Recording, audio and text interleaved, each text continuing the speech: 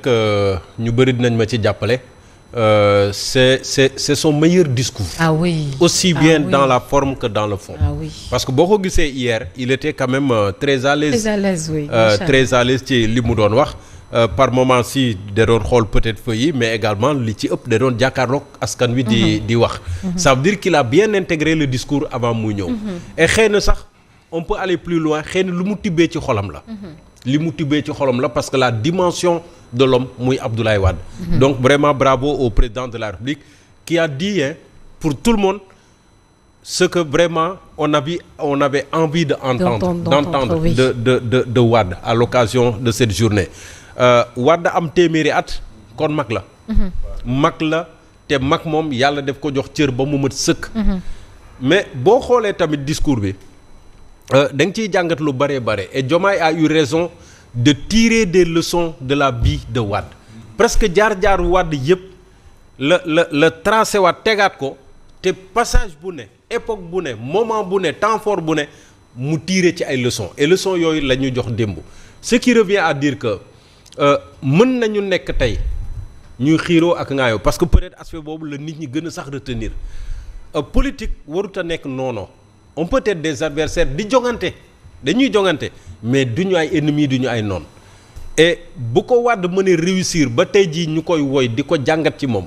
c'est parce que également à l'époque il y avait de grands hommes politiques et moment boobu Thierno nit ñi dañ doon nawlante ay nawle la ñu woon ce n'était pas des ennemis mais ay nawle ku ci nekk wekk sa morom et su ma juumul Wade fekkee ne jamonoy Senghor mais Senghor ne l'a jamais mis en prison. Oui. Pour la paix. waaw mu ne moi et Senghor nous dialoguions au-dessus du peuple. Très bien et il ne m'a jamais mis en prison. parce que mënuñoo am lu weesu lu gën a rëy lu gën a kawe Sénégal mënul nekk ñun ñoo bokk réew mi mënuñu ko xaajale ñaar. sous Abdou Diouf c'est vrai que le contexte politique par moment était tendu parce qu'il y avait des questions d'ajustement structurel et autres et un parti politique a également l'obligation de défendre les populations en tant que consommateur le pouvoir d'achat également des travailleurs donc autant d'éléments yoo xam ne moo doon indi yenn tension yi mais Wade Abdou Diouf avait cette grandeur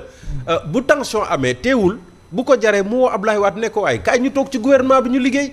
et ça a permis à Wade de découvrir la gestion des affaires publiques de découvrir les rouages de l'État et je pense que foofu c'était des moments déterminants dans la carrière de Abdoulaye Wade tax ba bi mu ñëwee au pouvoir il s'est tout de suite imposé ci vision parce que moom dès le départ il a senti qu'il fallait un changement mu appuyer sur cet accélérateur il a fait campagne il a battu et il a gagné première alternance démocratique qu'il a réussi Abdoulaye Wade également nit la koo xam ne ku amoon fit mais surtout am fulla ak fayda et xoolal di ko defanteeg nasaraan si nag mayu leen dara et je pense que ça a beaucoup contribué à son aura sur l'international am na benn épisode bu ma dégg sur un de ses proches bi ko doon raconter y avait une grande rencontre à l'étranger je pense que c'était aux États-Unis Wade xaar moment bi nga xam ne Fidel Castro moo waroon wax le grand Fidel Castro le mythique Fidel Castro Wade doog leen ne waxtu wi jot na nañ dem bi mu yeggee Fidel Castro était obligé d'arrêter son discours ba pare waaxu ba ci buntu bi teeru Ablaye Wade devant toutes les caméras du monde donc moment yooyu c'est des moments yoo xam ne le Sénégal toujours dañ koy propulser en avant mettre l'intérêt supérieur et c'est après par la suite que nit ñi investisseurs yu bëri commencé intéressé wu ci le Sénégal américains yi commencé financer à travers le MCA et cetera donc c'était une certaine vision mais également une certaine méthode de Wade boo xam ne ça a permis de commencer la modernisation de ce pays donc autant de choses yoo xam ne Diomaye moom la souligné démb liñ ciy tirer ay leçons nag y compris pour moom parce que jamono ba muy nekk dëgg-dëgg dans la rigueur de Pastef waxoon na fi Ablaye Wade par exemple sur cette volonté prêtée ou supposée de dévolution monarchique du pouvoir que Wade lenn donc moo nekkoon xelam mooy jox nguur gi doomam loolu Diomaye jot na ko fee wax je pense que archive yaa ngi fi baar yaa ngi fi mais aujourd'hui moom bu demee ba toog ci place Abdoulaye Wade donc dafay xam li ko war ak li nga xam ne moom la ñuy xaar ci moom c'est un président qui doit être au-dessus de la mêlée muy Wade muy Abdou Diouf muy Macky Sall ils étaient là en tant que président mais en tant que chef de parti Diomaye il n'est pas chef de parti donc je pense qu'il a beaucoup plus intérêt à être au-dessus de la mêlée et ça arrive dans un contexte de tension de xuloo moom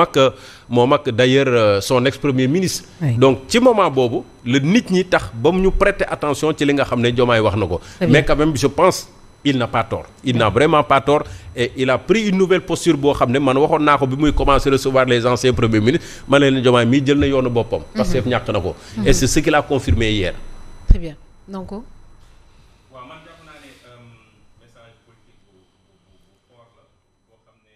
adressé à l'ensemble des acteurs politiques message politique bu am solo la boo xam ne également il faut que ñu jàngat ko ak la ca ginnaaw parce que tamit il faut le dire il y a eu des sorties de Ousmane Sonko yoo xamante ne bi il a parfois même menacé en tout cas ou bien brandi la menace ci problème mu Assemblée nationale que mën na bloquer wala du bloquer wala buñ ma attaqué dinaa ko jëfandikoo. Wax na temps yële également ci dernière vidéo bi que ne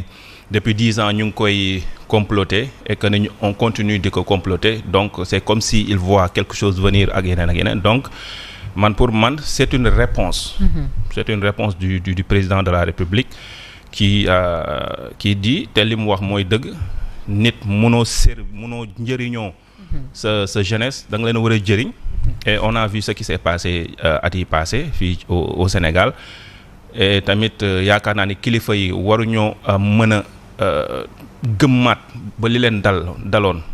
Sénégal. On se rappelle le président Macky Sall l'avait dit peut-être li amoon mu du amaat il l'avait dit et je pense que c'est ci même logique bi la président Diomaye Faye nekk parce que également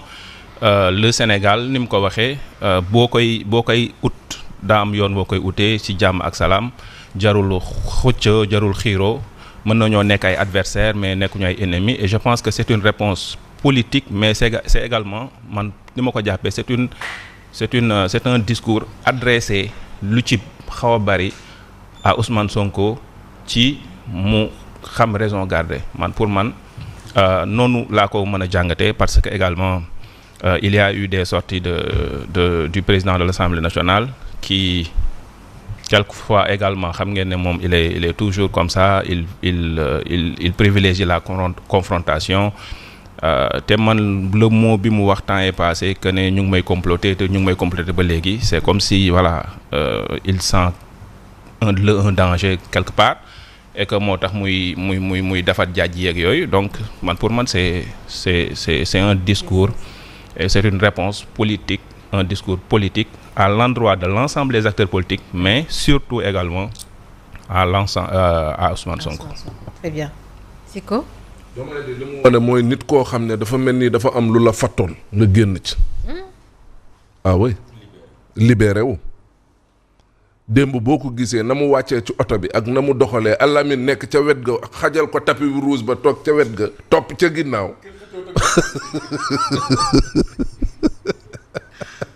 mu xam na ne nag nekkate booy président de la République loolu la leen ñëw wan si démb la koy soog a waaw parce que dañ ko encombré fatt ko kat nu muy def moom démb wax na ba fëgg dënn Diomaye démb Diomaye démb dafa mel ni ne dafa ku gagné coupe du monde parce que mais saa waay dafa li mu yenneeku ñaari kuy duñu bokk mbalka nag non mais looloo tax démb vraiment pour dire vrai il a conquis le cœur de plusieurs Sénégalais du ma wax ñi fa nekkoon rek muy waa Parti démocratique sénégalais mais démb Sénégal ñu bëri dañoo am mbégte ci gis Diomaye ci posture bu mu nekk démb posture chef de l'État posture président de la République mais posture également ne moom mooy jiite Sénégal yërmande gi ak wane ni véritablement réew mi ñun ñoo ko bokk am na ci yoo xamante ni dara jaru ko ci te effectivement il a parfaitement raison outil am na solo mais outil bi ci boppam moom mooy wax ji anam bi nga koy utee parce que outil bu rafetul tamit après ëllëg it wax na ko tey nous célébrons waat demain tamit dañuy nettaliwaat rek ne lii amoon na fi lii amoon na fi lii amoon na fi way demain moom noonu nañ koy nettalee parce que tamit en toile de fond c'est vrai que tribune la woon également boo xoolee dafa tatagal sargal maam Abdoulaye Wade mais ci kaw loolu am na wax yoo xamante nii tamit mais xam nañ nekk ko moom Ousmane Sonko la parce que tamit li fi xew lépp ak li fi am lépp ak par rapport ak ñoom ñaar seen diggante mais loolu la dellu si waat ci Wade na mu doon doxalee vis-à-vis ak ñi nga xam ne ay collaborateurs am mais vis-à-vis ak ses adversaires politiques donc en grosso modo c'est pour dire quoi, c'est pour dire que réew mi ñun ñoo ko bokk ak lu mënti xew Sénégal ñun mënuñu ko xaaj loo mënuñu ko jël jaay ko donc comme ñun ñoo ko bokk nag na rafet suñu biir lu mënti am Sénégal lay mën a doon ay sénégalais nañuy doon et réew mi bu jagee pour suñu njëriñ la donc nañu gën a xool nu ñuy gën a jàppate góorgóorlu pour réew mi gën a jëm kanam te jàpp naa ne loolu mooy li nga xamante ne nii moo gën a am solo vraiment président moom démb macha allah te jàpp naa ne nag nii moom dina ko